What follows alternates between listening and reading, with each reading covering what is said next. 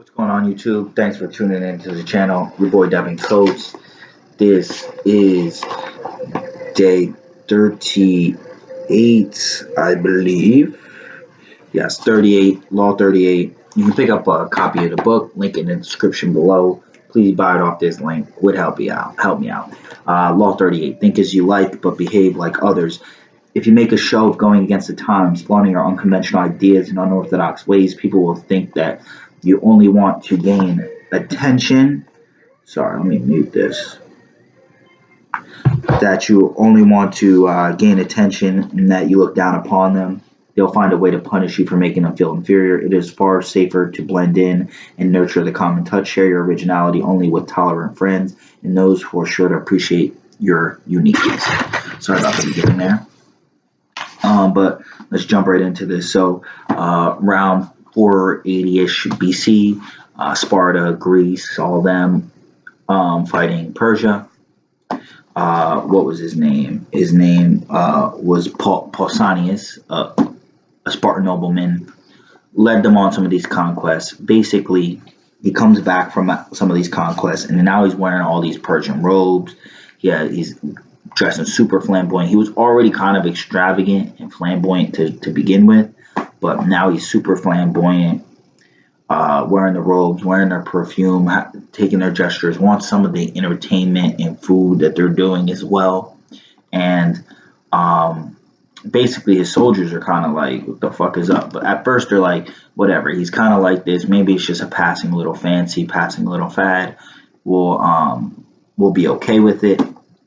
Then they basically get to the point where they kind of are getting tired with it. Like, dude, this isn't ending. And now he's actually talking shit about like Greece and Sparta and stuff. He's like kind of making fun of the way that we do things. Like, we're not having it. So then the other higher ups are like, yeah, we need to get rid of this guy. Send homie home. So they send Pausanias home. He goes on to a trial to get arrested. And basically, there's no real concrete evidence on him. He does find out that the other soldiers were not really happy with the way he was. And he still was, when they sent him home, he was still dressing like a Persian. But he's like, I'm ready to fight the Persians. I'm trying to fight the Persians. So they're like, these are not, no hard call, these aren't hard, like, evidence, no concrete evidence. We're not going to lock up somebody of such noble blood. So they let him go. And now Pausanias is able to think of his real plan. So what he does, he writes a letter. He wants to take over all of Greece, and he wants Xerxes' help. So he writes a letter, asks a messenger to send it to Xerxes. The messenger pulls a fast one on him, sends it to the Spartan officials. So now they're like, oh, word, he's really trying to do this conspiracy. This really is what he believes, but we want to hear a little bit more. So they basically did the equivalent of 500 BC, strapping homie with the wire and having him go talk to him. So they arranged a meeting, they had him meet, and they hid behind a wall, and they're kind of listening in to their conversation, and he's talking all bad about Greece and Sparta and all this other stuff, and how he wants to, all his plans of teaming up with Xerxes to overthrow the Greek government. So they're like, damn, we need to arrest this guy. So he basically finds out about that while he's going back, and they're about to arrest him. And he hides in a temple. They don't want to forcibly remove him, so they just basically wait till he starves to death. So he dies. So that was a transgression of the law. He didn't dress like others. I mean, he didn't behave like others. He behaved how he wanted to behave, and he thought about what he wanted to think. And it's really just kind of about, everybody has that little bit of exoticism kind of fetish where they like the exotic. But like, if you show too much about liking foreigners and foreign stuff, there is a subtle implication that you're downplaying where you're coming from, or what you're from, what the normal is. And it's always important to balance that. Now, he was outright saying it, so like that he didn't like the way Greece was so simple and shit like that. So that made a little bit more sense as to how he really transgressed the law. Excuse me. It's almost like 1 in the morning. The second one was really good as well. So Campanella, I think his name. Yeah, Campanella. During like Reformation time around like Europe, Italy, Spain, there's like the Counter Reformation and things with the Catholic Church. A lot of people were being persecuted. So many might know of Galileo. I believe he was the one. Let me see if I can quickly search it. But basically, with Galileo, he was persecuted. Uh, he was persecuted by the church. Yes, that is exactly what it was. So yeah, he was the first person that realized that that the the sun and the planets do not revolve around the earth, but everything revolves around the sun. And he actually had to rescind his statements and basically say that they weren't true, because back in those days, anything that was past like the atmosphere and just shit that's like around you, like there wasn't that much science. That was all the heavens and mystical, and there's a lot of superstition that was felt with it. So a lot of people being persecuted. Campanella was actually persecuted worse than Galileo, in the sense that he was somebody that was kind of founding like atheism, and these are all people going off science. And basically, what he believed was that there's no miracles, there's no heaven, there's no hell. And let's see if I can get the actual name of the book that he writes, but it's about atheism. But he gets locked up for his beliefs. And when he gets locked up, it's Atheism Conquered. It's the book that he ends up writing, I think. But when he gets locked up, he kind of realizes like he's in a precarious situation. So he gets actually locked up twice, but let's skip that. So he gets locked up the second time, and they're torturing him, trying to find out like his plans and stuff, and he's going against the church, and that's big and bad back then. And they're torturing him. They actually put him on the famous torture thing where, you know, they have you sit in a squat position and they have your arms tied tied up, and or like maybe it's out like this, I don't know, but basically you're squatting over spikes, and eventually you're like, when your legs give out, you're going to sit on these spikes that are going to impale your fucking legs and ass, and it's going to hurt really bad. So they're trying to beat out of him all of his beliefs. So he comes up with this genius plan. I'm going to act like I'm crazy. Same way that in court today, you know, you say you're crazy and then you don't get the death penalty.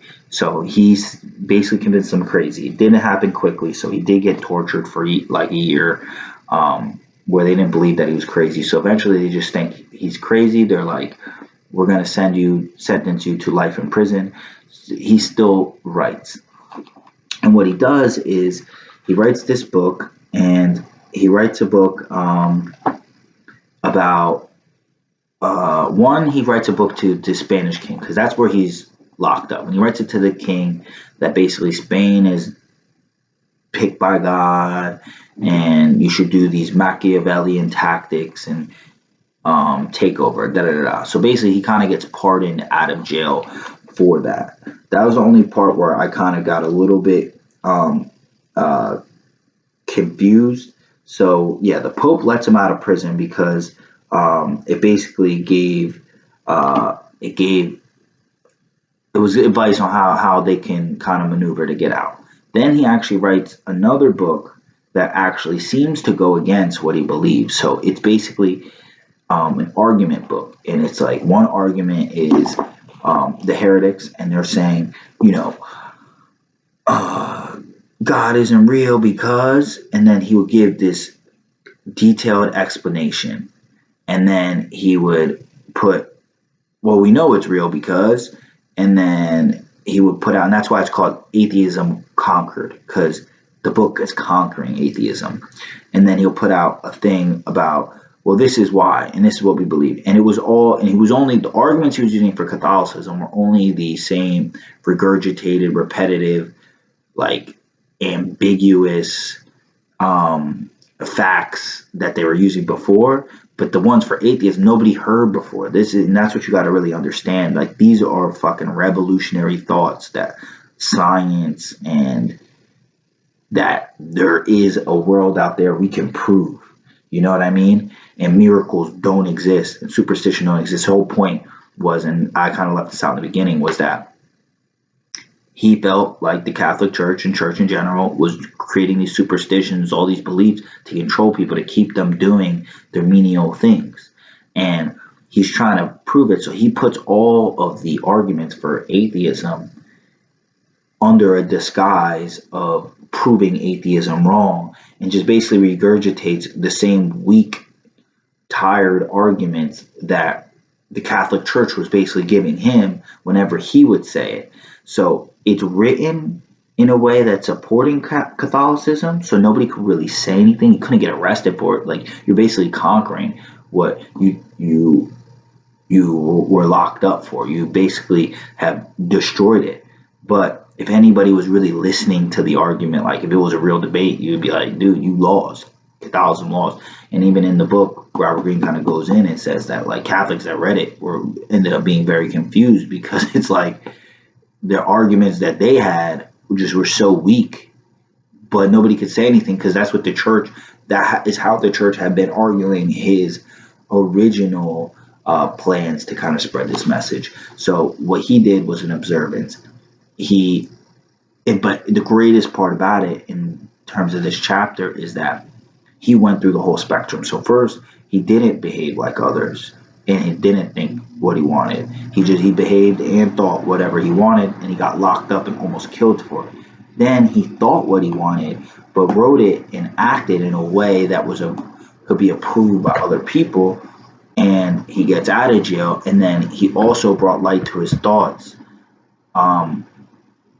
by putting them out there in a way that was digestible. So that's really the whole thing, is that you don't want to offend too much. And it really kind of went with the key to powers, was just that, like, nowadays it's the same thing. Like, I mean, in a work environment, in any environment, you don't want to stand out too much. You need to kind of blend in, think what you want, have your plans, and be able to move if you think you need to move around in a certain way and have a certain maneuver. But you don't want to stand out too much, because then all eyes are going to be on you for a negative way, and it's going to look like you think you're better than other people, and that is not the attention that you want to garner. You want to court attention at all costs, of course, but not from just being just overtly different for no reason. Like, there should be something behind it, some kind of value behind it. And if it's just to kind of denounce what other people are doing, it's going to meet with resistance that you're not looking to fight against. So that's it for this one. I'm calling it a night. This video was a little long. Sorry, I was a little tired trying to get my whole thoughts together. Pick up your copy in the link in the description below. It's your boy Devin Coase. Like, comment, subscribe. Hopefully I will have these done on the deadline that I set for myself of Christmas Day. I still have about 10 more chapters, so hopefully I can do 5 and 5 tomorrow and Christmas, and then this will be all done. And then come the new year, I have some great plans for the channel, and great techniques that I'm going to have to employ to keep myself more consistent, because that is something that I need to work on with this channel. And I need to start editing, and need to get the videos from my Canon G7X from my fucking camera onto YouTube. So sorry for that little soliloquy at the end. I know this is supposed to be the chapter review, putting it up. Catch you guys tomorrow. Peace out.